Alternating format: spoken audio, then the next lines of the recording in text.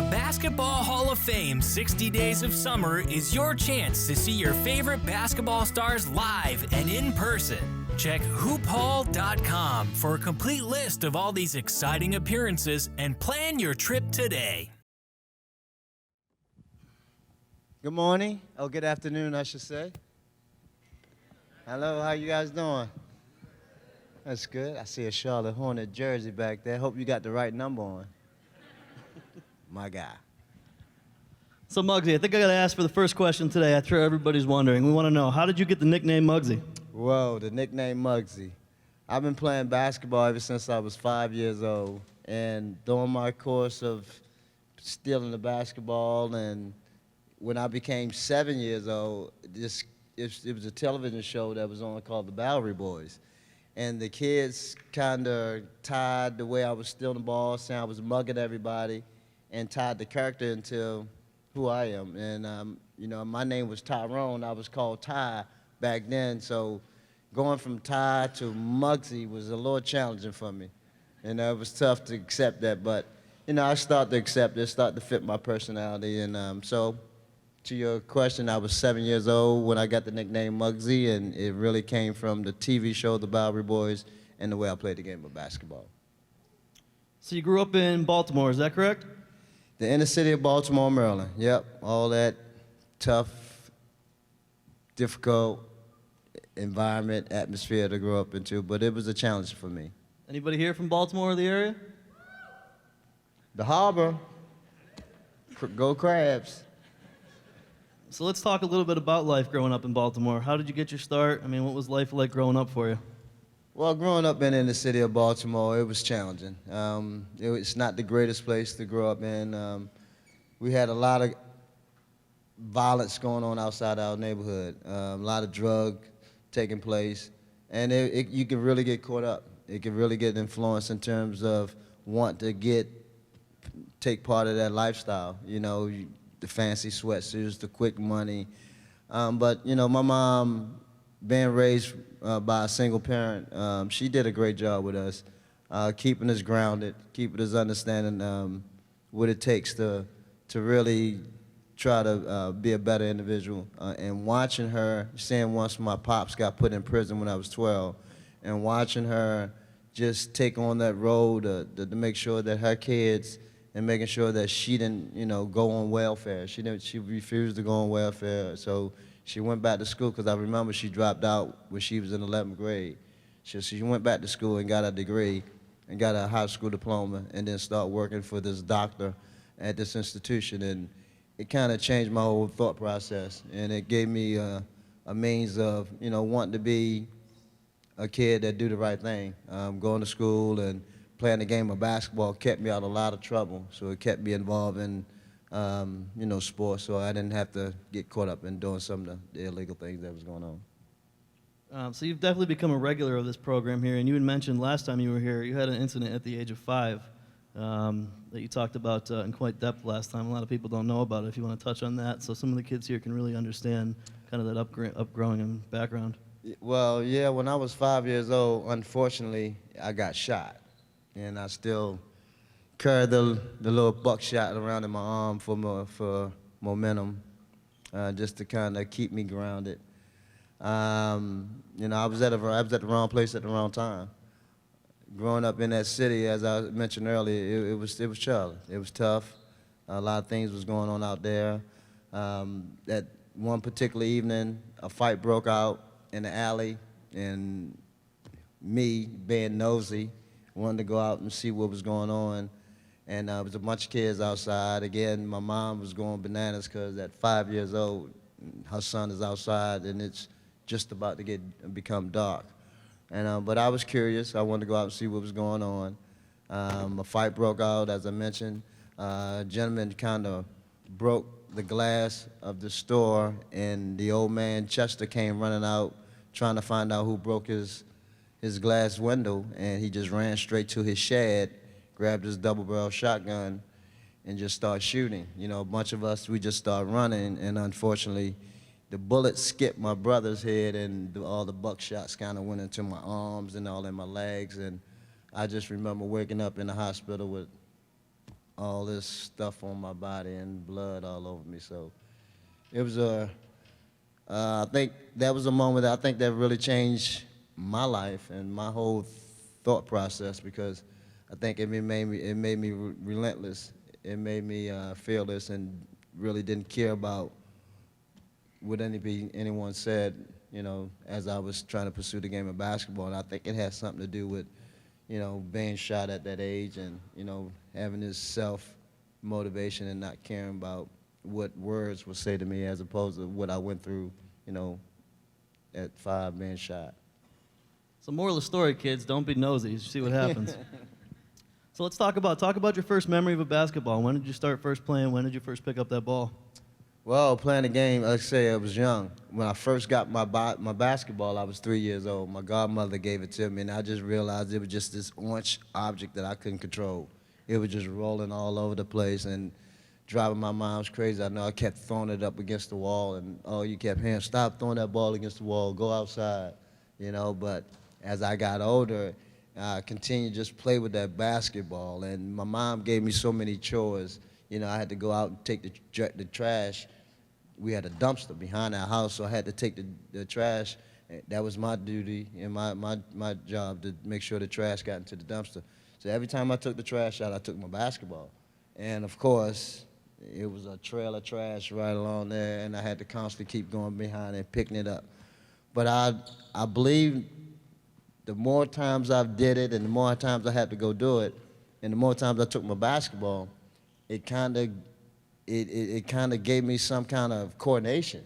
You know, I was able to start dribbling the basketball, and I was having the trash can with me, and then I was starting to switch the trash can over in one hand and dribble the basketball with the other hand, and I started feeling really, really good about the things that I was doing with the basketball, along with I had an object in my hand. So I never argued anymore about taking the trash out. You know, I used to love taking the trash out. I used to love taking my basketball with me at all times. And, you know, as for the longest time, my mom used to say that was my girlfriend.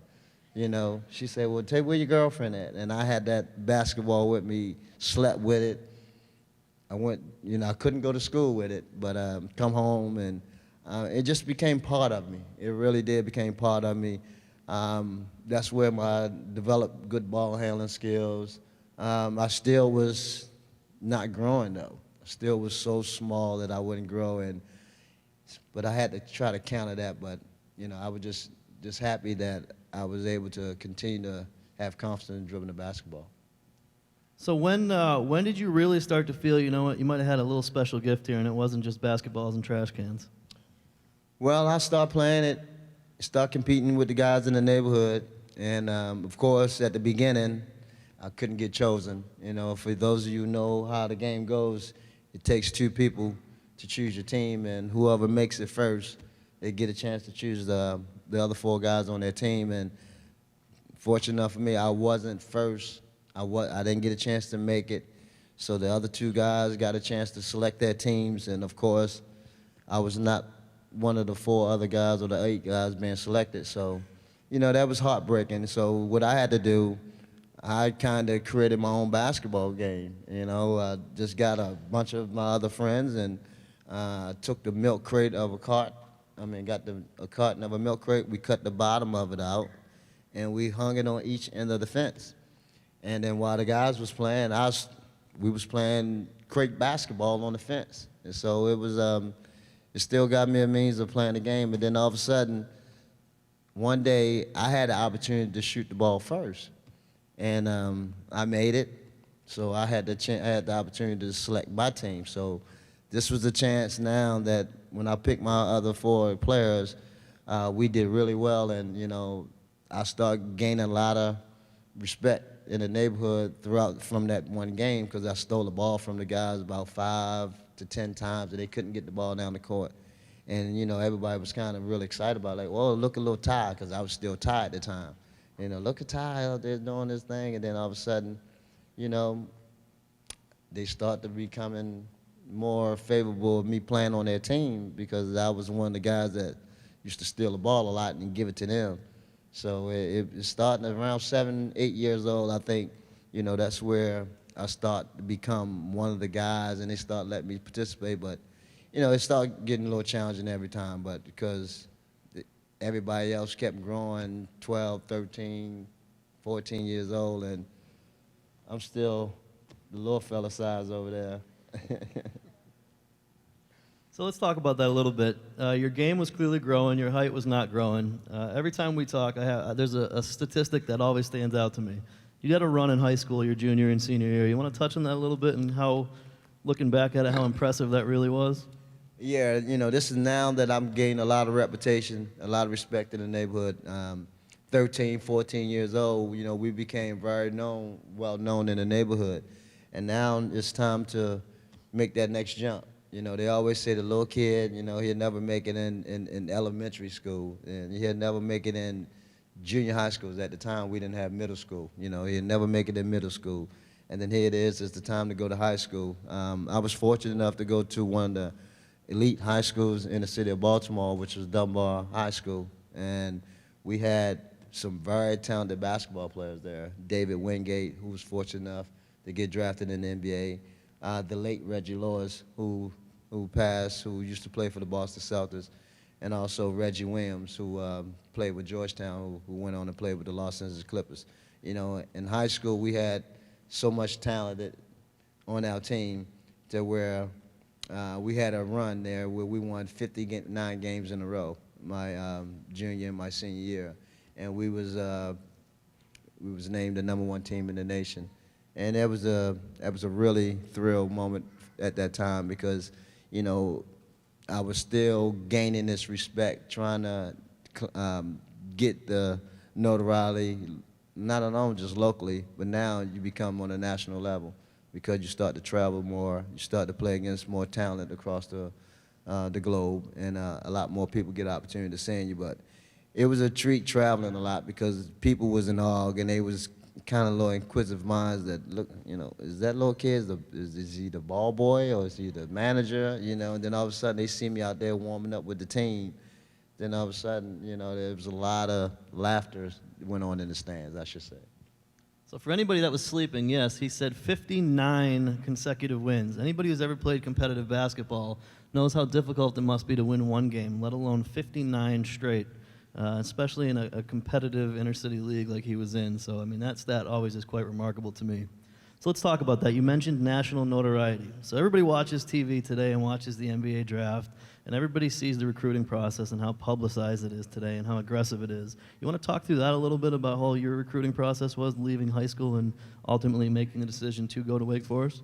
Yeah, that's a tough challenge. That's a tough decision right there because this is it's the next 4 years of your life. Basically you're going from a boy to a young man, and that decision is very important. You need all the supports that you possibly can to make that decision. And a lot of these, back when we was coming through, I think it was more blatant in terms of some of the illegal things that was going on out there. Teams was coming at you very aggressively, offering you things that you may not should participate in, and thinking that was going to entice you to come to their university. But I think for me, it was just the pleasure and the opportunity to have schools interested in you, really taking you serious, not taking you as a joke or a novelty act, something that they felt that can help their program. And I was being recruited by Wake Forest, Virginia. Virginia University at the time, they wanted to redshirt me my freshman year because they had a gentleman there by the name of Ricky Stokes. He was also a small stature type of young man. He was about 5'10", 5'9", and who played with Ralph Sampson. So they felt like, two of us would have kind of made it a little more, challenging. So they wanted to redshirt me. But Wake Forest was more of a challenge for me because I looked at it more as just a basketball opportunity. I looked at it more of a life lesson for me, because coming from the inner city, academics wasn't at the forefront of our, minds always. We always found a way, looking at things, how to get us out of this hood, this neighborhood that we're in, means of trying to make it out. And basketball was right at my forefront. I felt like this was my means of getting out of this neighborhood. So I looked at Wake Forest and looking at it being a private university, looking at it being in the ACC, knowing that my mom had no means of traveling to come and visit me, so it gave her a sense to where she could just turn on the television every Saturday and watch her son play. And at the same time, I knew that it was going to be a challenge for me academically, because if it didn't work out with the basketball, I knew Wake Forest would put me on the path to be a successful individual. Statistically, you clearly had a successful career at Wake, but one of the things that, looking in the one-and-done era that we're in today, what did it mean to you for staying all 4 years of school?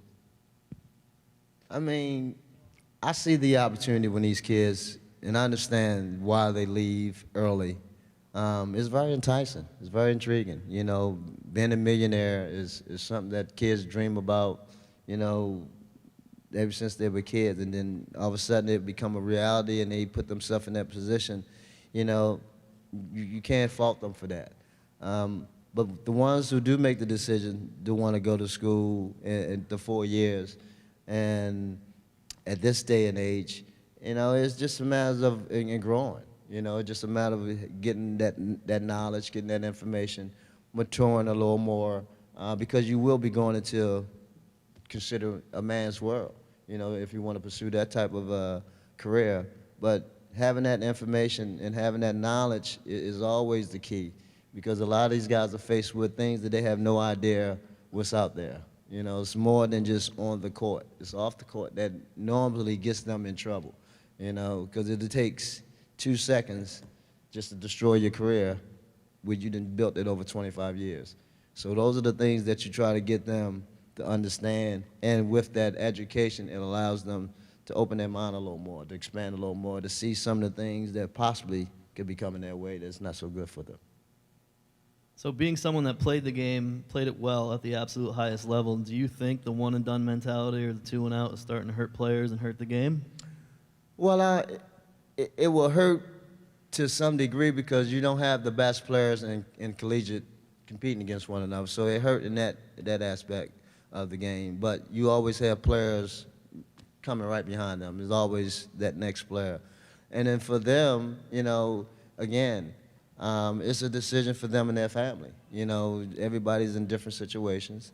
Everybody faced with different challenges. And some of the kids, they feel like if I don't pursue this opportunity now, I may not have this opportunity later on, because anything can happen. There's nothing guaranteed. These guys could go back to school and then all of a sudden they get injured. They blow their knee out, and all of a sudden now that $1 million payday is gone. So it's a timing, and the way this thing is, it become a business now.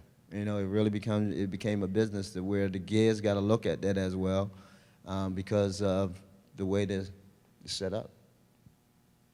So you mentioned the ACC. I mean, the ACC has been a powerhouse of individual players year after year, perennially every year. The amount of talent that's come out of that conference, I mean, it's no secret to anybody.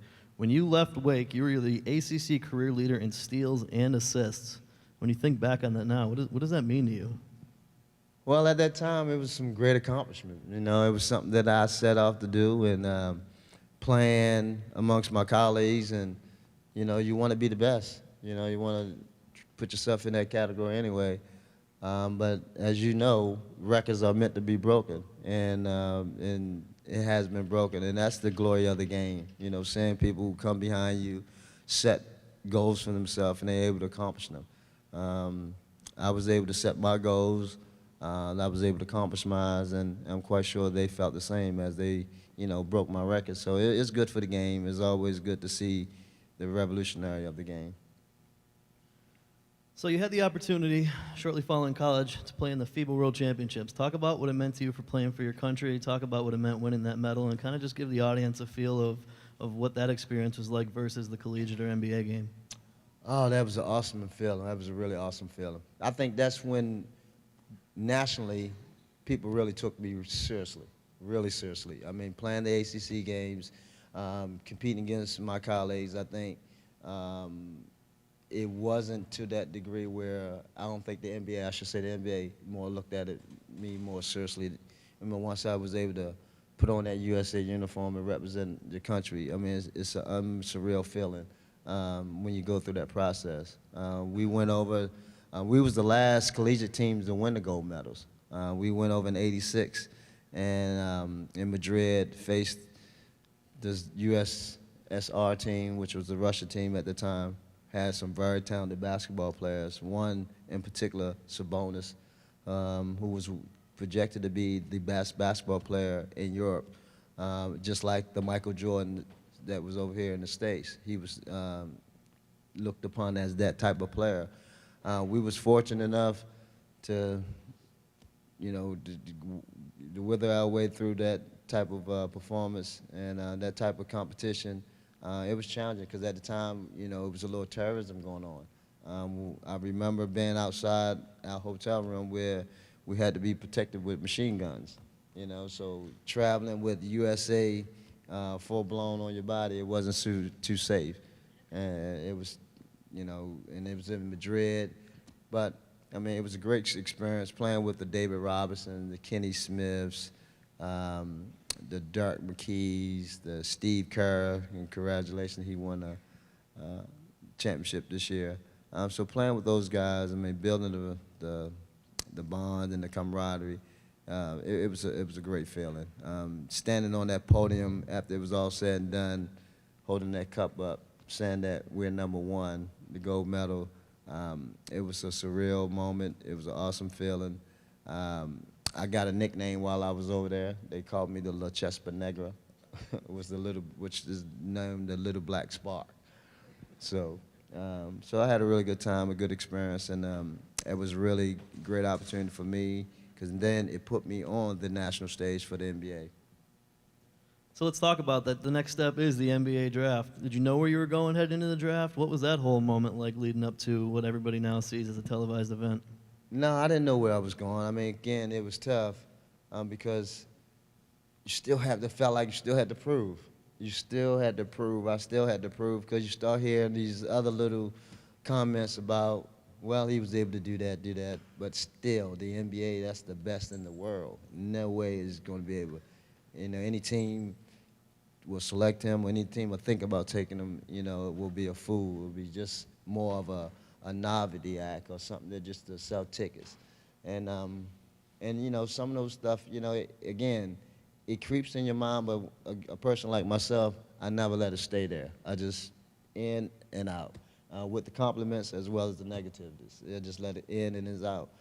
And during that time, you have a combine. We still have to continue to try to impress the NBA scouts, the NBA industry to let you know that you do belong. So we go, they invited me to a couple of the camps. I went to the Portsmouth camp. I went down there, had a really good showing. They invited, the top colleges players around. So I had a really good showing there. So I got an invitation to go to the Chicago camp. And the Chicago camp is the camp where all the NBA scouts, all the GMs, the coaches, they have an opportunity to come and watch you personally, as opposed to getting information feeding from the scouts and so forth. And during that particular 3-4 days while I was there, my stock went from projection of being picked in a late second round, early second round, to all the way to the first. And it was, Scottie Pippen and myself and another kid by the name of Ricky Winslow. We happened to be on the same team. And I think throughout that 4 days, the impressions that the NBA scouts left with was that, I was one of the top guards that's coming out. And we had some really good players at the time, really top guards. Kenny Smith, Steve Alford, who just won the championship that year. Curtis Akins, who was at Pittsburgh. We had a lot of guys, Dwayne Washington, Pearl Washington, as they called him, Syracuse. So we had a lot of guys coming out, Mark Jackson from New York, from St. John's. But during that process, as I left the camp, my stock had rose from, as I said, from late second to early first. And once we got to the draft, and I was one of the guys that got invited to the draft, which was, another great experience to go through. And hearing my name called and not knowing where you was going, but when you heard your name called 12th, when the Washington Bullets selected me, seemed like the whole world just was lifted off your shoulders. You know, going up there, shaking, you know, Commissioner David Stern's hand, putting your hat on, and it just was a surreal moment because a lot of people don't get that opportunity, especially guys our size. You know, we had the Spud Webbs and the Michael Adams play the game, but, you know, they went in a different way. You know, they went in and had to go through different teams to try to make a team, and fortunate enough for them, which is as talented as they were, they was able to make a team and made a name for themselves.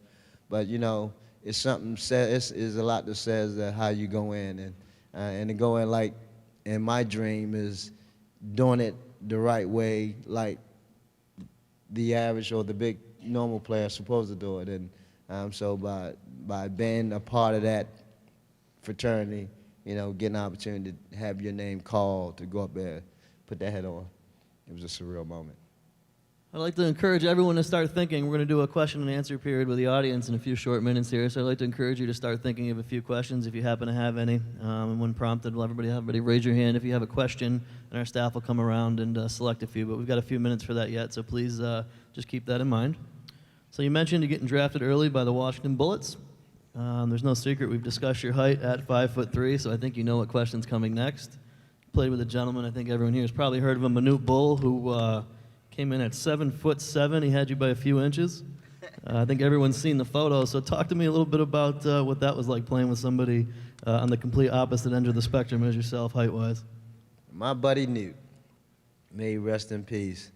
I'll tell you, it was awesome playing with him. He was such a funny individual. He was warm-hearted. He had such a passion for the game. And, you know, the stories that he shared with me, you know, coming from Sudan, and the opportunities that he had growing up, and being able to now to see his full circle come to fruition, it was just unbelievable. And I mean, he was a 7'7", but he thought that he was 5'10". He thought that he was a guard. He always wanted to handle the basketball. He always wanted to shoot threes. He always wanted to play me one-on-one in practice. I mean, we had so much fun. At one point, he and I was wrestling. You know, I used to wrestle when I grew up, but he wanted to wrestle me. He always felt that he can get me on my back. And I told him, I said, Newt, you too tall. You're too tall. You can't get me on my back. You know, your legs are too visible for me. You know, they're right there in front of me. I'm gonna pick you up and just, no, you don't get me. You don't get me, Muggsy. And one time he chased me around the entire gym because he went to go shoot and I blocked his shot, and he was mad. And I tell you, and Moses, he always egging it on and you know, getting Manute all hyped up to want to always chase me. We was on the, I remember one time, we was on the elevator getting ready to go play Philadelphia 76ers. And the elevator, and then his head is right here, and he's ducking because he can't stand straight up. And he just kept messing with me on the elevator, and he got these long fingers, and he kept digging me right in my side, and you know, and the little fingers, they used to kind of sharp a little bit. So it was irritating me. I told him, I said, Newt, stop. And he just kept on, and you know how a little kid just keep on doing it.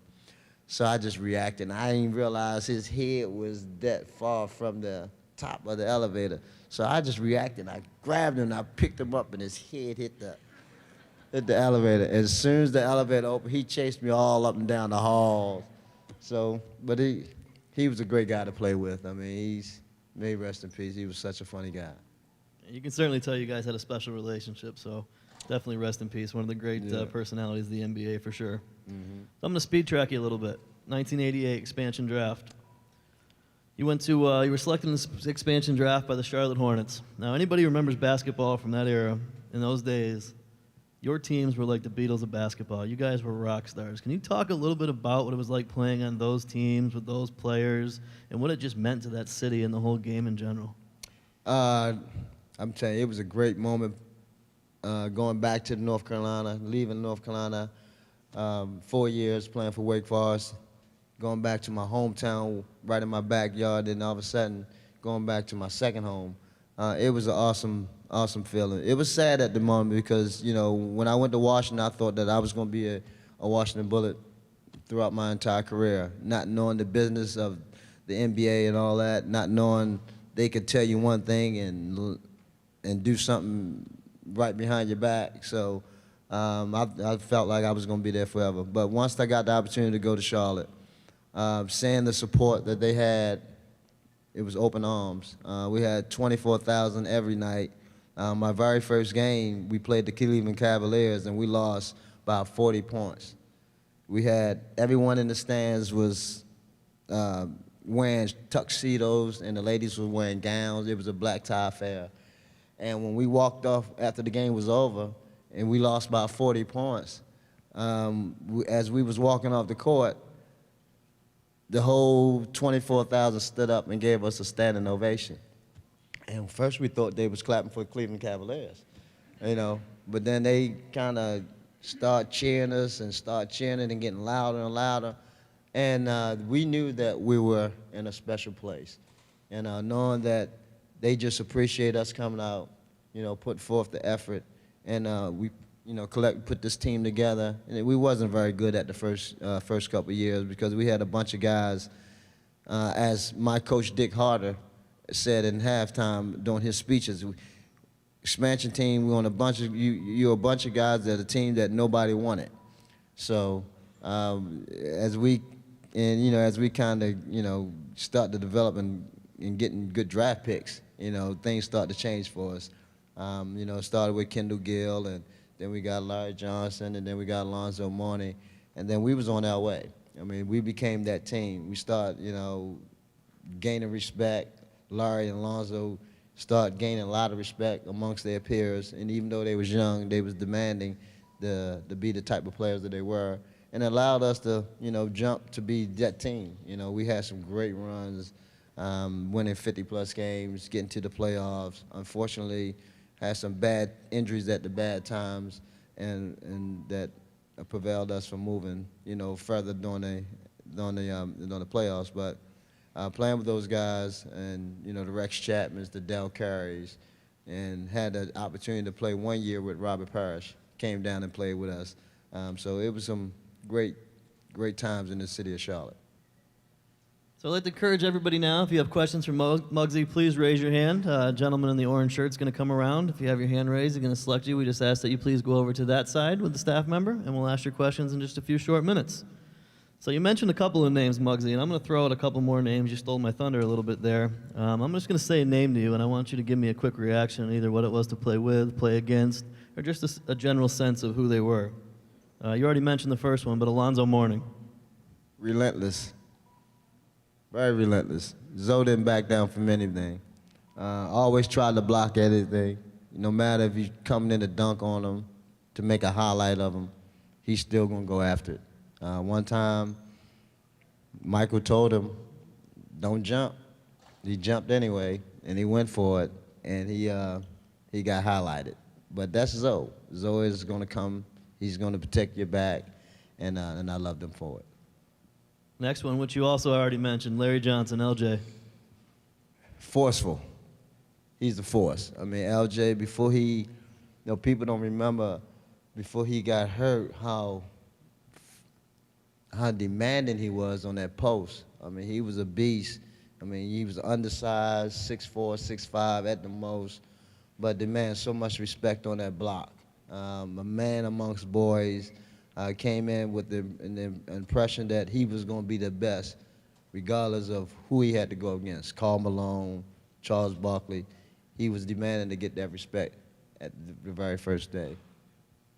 Kendall Gill, one of the most athletic and strong guys I've ever personally watched play.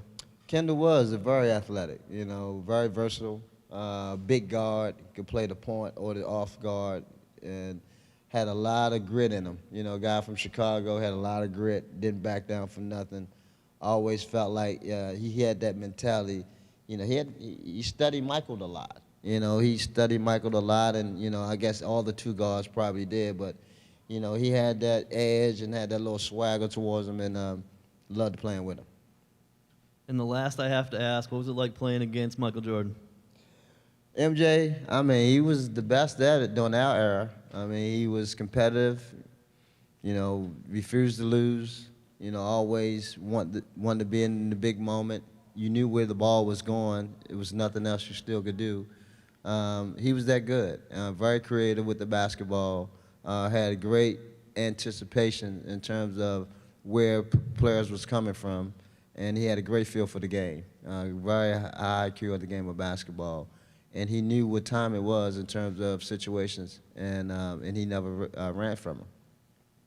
Ever get the best of him? We got some good times. Had some good times against him. Yeah, we had some good games against Michael, and but they always came out on top. Chicago had that team, but you had good individual games against him. He always played the two guards, so he ain't played me much. All right, well, it's time for our first question. Just come on up. We're going to ask you your name and what your question for Muggsy is. You come right over here.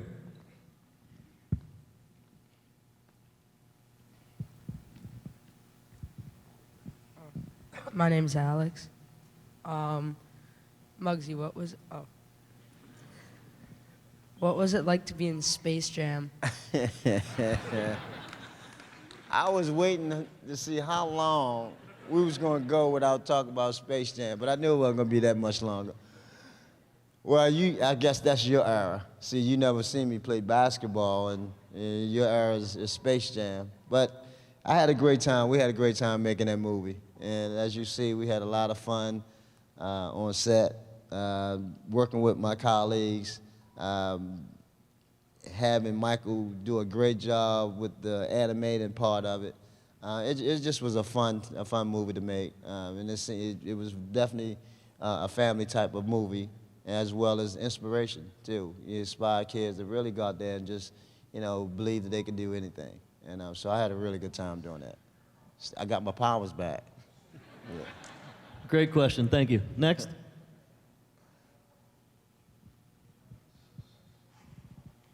My name is Chris. Muggsy, why did you want to become an NBA player? Why did I want to become an NBA player, Chris? Mainly because people was telling me that I couldn't play, that I shouldn't play. And I hate when people tell me what I could do and what I shouldn't do. No one knows how big your heart is. No one knows what your capabilities are. No one knows what your potentials are besides you. So it was something that I wanted to do, and I wasn't going to let anybody persuade me of doing it. So I hope that's a learning lesson for you. If anybody tell you what you can't do, what you shouldn't do, as long as you know that's what you want to do, you should be able to do it. Right? All right, buddy. Great question. Thanks, bud. Next.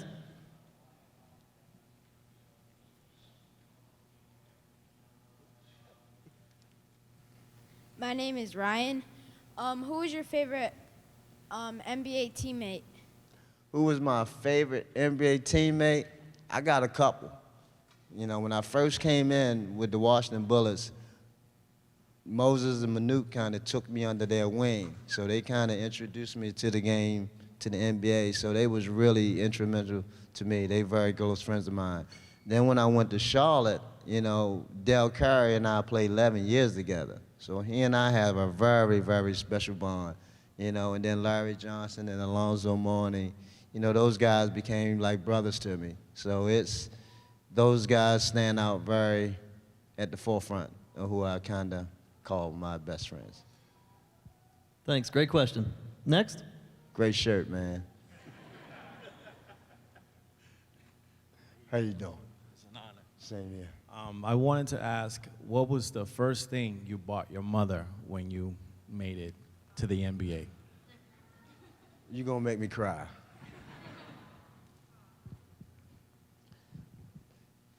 When the day I got drafted, we went home. I told my agent, this was the process. I wanted to do something for my mom. We were still living in the projects. And I had got me a townhouse out in Columbia, Maryland. And it was February. I was having the house built. This was in November, October, I'm sorry. In February, it was done. And I had my mom, I told her, that, come on out to the house to cook for me at my townhome. So I went to go pick her up, her and my sister. And when I was driving them out, which was 10 minutes from where I live, they thought they was coming out to my house. And we pulled up in this neighborhood, and she must have thought that I moved. She's like, oh, what are you doing? Yeah, I thought you had time. This is nice. All right, so, and as we got out the car, I handed her keys and told her this was her house. So that was a special moment.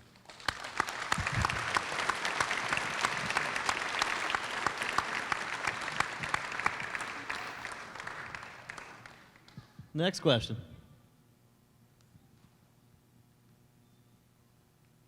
May she rest in peace. My name is Sage, and I want to ask you, Hey, big fella. what was your first point scoring and who was guarding you? My very first point scored in the NBA, it was an exhibition game against the Los Angeles Lakers.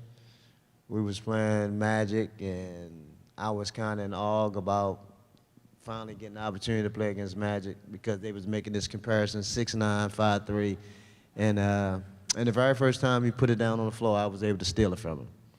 And then the next time he did it, I was able to steal it from him again. And he told Byron Scott, you bring it up next, all right?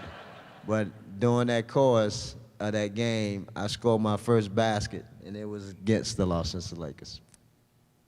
Great question. Thank you. Next question.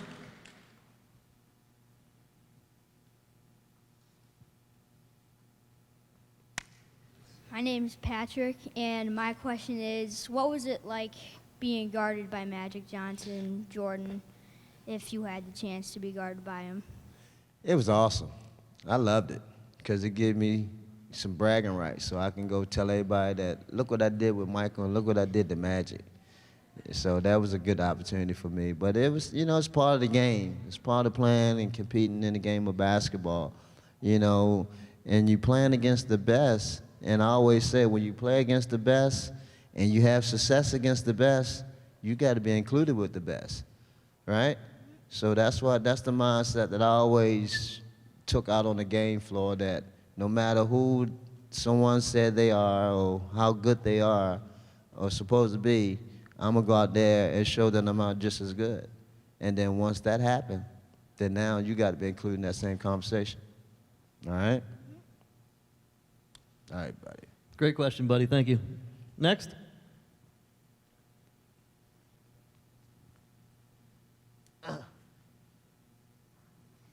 My name is Austin. Hey, Austin.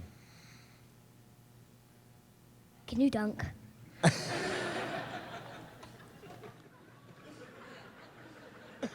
If you guys could have saw his face expression. Once upon a time, you know, I'm an old man now, you know, but once upon a time I had a 44-inch vertical, 44-inch vertical. I can get up there and put that thing in and, you know, but I never dunked in the game. You know, during practice, just to throw it in and mess around with the guys, but in the game I always just laid it up because I always told myself, when you lay it up, it's longevity. It gives you a lot more time to play this game, save my knees. But I used to dunk once upon a time. I have dunked before. Good question, buddy. Thank you. Next question, please.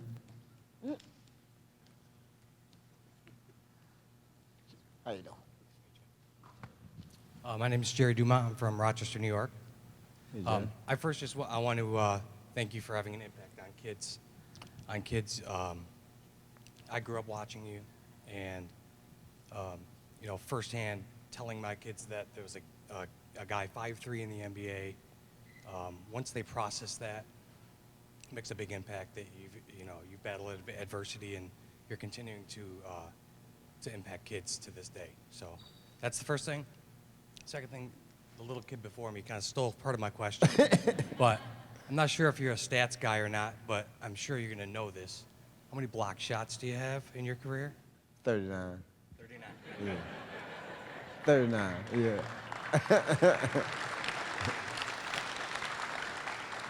Next question, please. Hey, Muggsy. How you doing, buddy? I'm John from Concord, New Hampshire. Hey, John. I was wondering, what was it like to play against your high school teammates in the NBA? It was great. It was really great playing against them because it kind of reminds us the thoughts and the dreams that we was carrying in our head as kids, that we had the same vision, the same goals, the same aspirations, and we was able to stay on course to see it to a fruition. So I was very, very, very pleased with that because we had a lot of opportunities where we could have went the other way. All of us, we could have had the opportunity to went the other way. And for us to really stay humble and stay in tune to the things that we set out for ourselves, I was very happy to see that. And then, you know, not too many guys grow up with the same kids in the same neighborhood to see us, you know, reach that pinnacle at the same time. So it was such a historic moment for me watching it. Thanks, bro. Great question. Thank you. Couple more?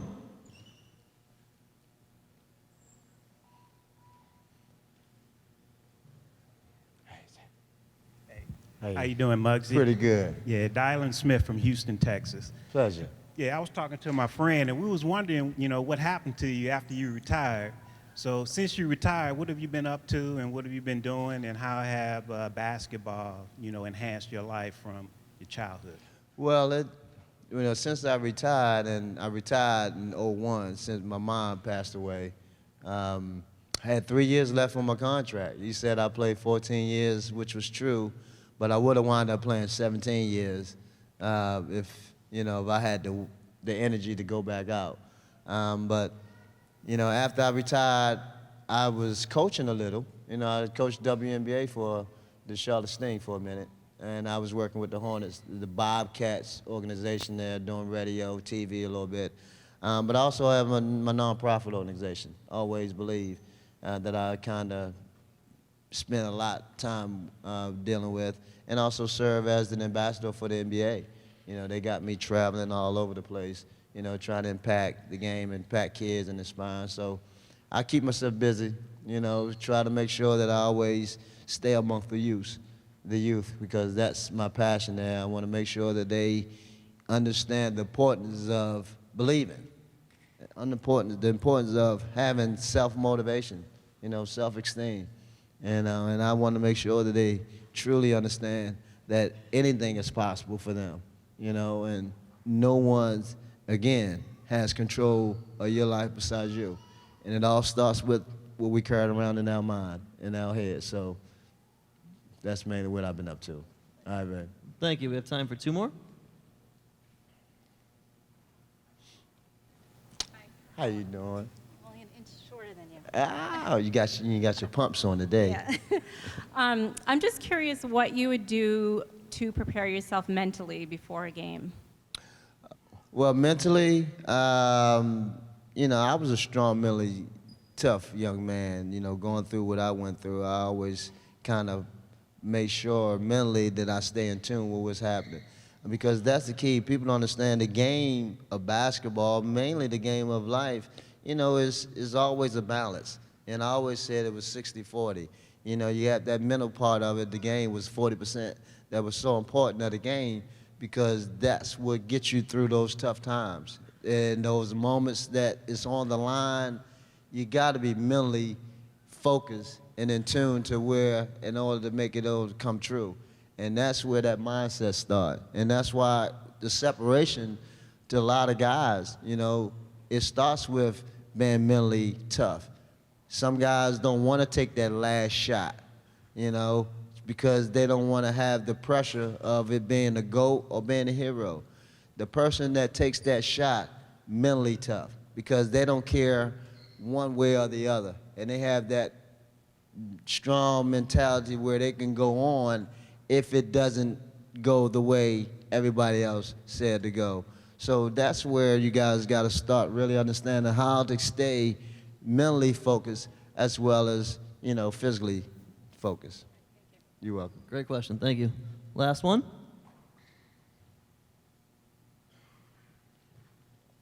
How you doing? My name is Dylan. I was just wondering, was your height your greatest motivation? Was my height my greatest motivation? That's a good question. I have never, ever been asked that before. Yeah. It was. To a degree, it was. Because I knew that I wasn't going to get tall. My mom was 5'1", my dad was 5'6", my sister 5 feet, my other brother 5'5". I knew I wasn't getting out the 5-foot range, so you know, that was a means of not even worrying about, because I never really looked upon my size as a factor, you know, and it goes back, again, when I was younger, not listening to what other people thought or what they said that the criteria that comes with the game of basketball. Basketball, I felt like whoever had the ability to play it should play it. And so with everybody constantly saying that you're too short, when you hear that so much, it becomes something that you want to prove them wrong. Even though you may not say that out loudly, but you want to prove them wrong. You want to let them know that what you think is a handicap or a deficiency, I look at it as a strength. All right. Great question and great questions from all the audience members. Thank you so much. Oh, hold on, guys. Before we wrap up, we've still got a few more questions for Muggsy. I know everybody's excited. So, Muggsy, as you sit here, you look up in our honors ring and you see many of the peers you played with, many of the peers you played against, some childhood idols, I'm sure. You know, in kind of culmination of everything, what does it mean to you to kind of sit here and be in the Hall of Fame? I'm just so blessed. You know, I'm just blessed to be amongst this fraternity, you know, to be here, to see, to witness it, because not many people not many people believe that I will be, you know, part of this fraternity. So to be here, I'm in awe, I'm blessed, you know, I'm always thankful, you know, always acknowledging him, because he was the one that had his hand on me the whole time. It was a reason why he chose me. I believe that. And I try to explore and to take advantage and to explain to the kids the importance of it, of having that self-confidence, because they don't realize how far it can carry you. I knew it. I didn't know it then, but I know it now. And it's an unbelievable, unbelievable feeling when you have that much confidence in yourself, because no one can touch you then. Regardless of what you decide to do in life, no one can touch you. Muggsy Bogues, it has been an honor and a pleasure. Let's give a big, warm Hall of Fame welcome and a thank you for Muggsy Bogues.